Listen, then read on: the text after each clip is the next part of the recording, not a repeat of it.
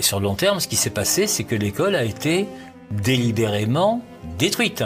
Avec ce qu'on appelle le protocole de Lisbonne, qui a déterminé la chose suivante. Nous avons besoin de 10% de cadres et 90% de consommateurs. Consommateurs, vous avez remarqué, c'est un mot qui commence mal. Eh bien, c'est 90% de consommateurs. Comme des pensées, il faut faire l'inverse de pensée. Et ces 90% de consommateurs, ce sont ceux qui pédaleront pour Uber, en quelque sorte, et qui consommeront du foot vautrés sur leur canapé en triturant leur télécommande. Voilà, ça c'est un objectif national.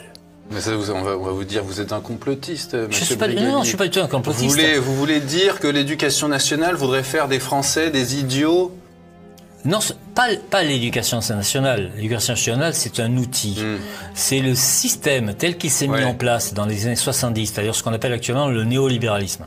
Vous résumez tout cela très bien. Je ne peux m'empêcher de citer cette phrase. La société libérale n'a pas besoin d'un peuple cultivé, mais de consommateurs semi-illettrés, susceptibles d'être déplacés comme des pions dans un système ubérisé des pieds à la tête, abrutis de télévision, manipulés à chaque élection pour la plus grande gloire d'une caste en auto-remplacement. Tout y est. Parce que, vous savez, l'école, autrefois, était une école qui n'hésitait pas à pratiquer ce qu'on appelle l'élitisme républicain, c'est-à-dire qu'on poussait chaque élève au plus haut de ses capacités et on gardait les meilleurs. Bon, on n'en est plus là.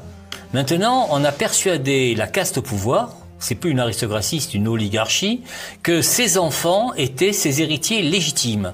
Donc, elle met ses enfants dans 2 ou 3 établissements sur Paris. Henri IV, Louis le Grand, Stan, l'école alsacienne.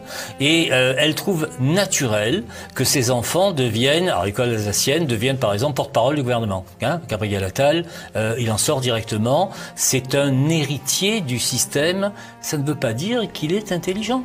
Vous comprenez bien? Il y a des milliers, des dizaines de milliers d'enfants intelligents qui sont sacrifiés sur l'autel de la reproduction de caste. Non pas de classe, mais de caste.